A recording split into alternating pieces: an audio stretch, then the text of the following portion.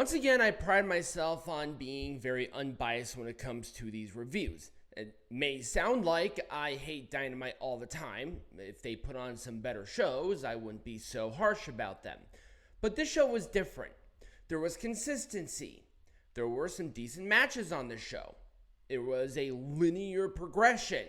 Was I saying that everything was great? Was this Raw this week? Absolutely not. But was it better than NXT? Oh, absolutely. Definitely. It gives an Orange Cassidy thumbs up. It was pretty close to a full thumbs up, but there were just a couple of things in here that I was not necessarily happy with, and that's including the main event. Not the match itself, the ending. But we'll cross that bridge when we come to it. So Tony Schiavone was in the ring talking about the new champion and how we're going to get here, but out come the Opps, who were upset about what happened last week with Hangman Page dressed as Tony Schiavone and them saying that Tony was a part of this deception.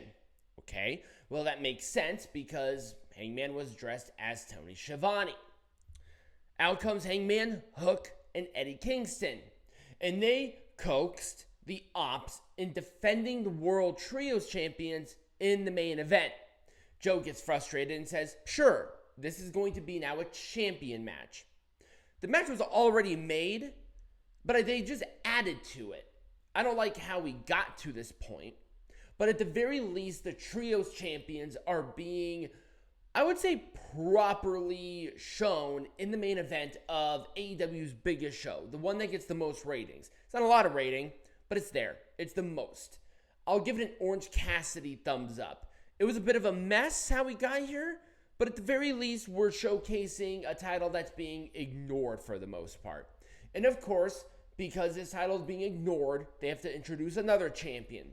They have two women's champions that do not have actual title holders, by the way. Just an FYI. So there are a couple of things with this Blood and Guts Advantage battle matches. It's best 2 out of 3, which I like. It is with the people in this, which I like. There's stipulations. There's people who are involved in the match. It felt important to these guys, and they wrestled as such.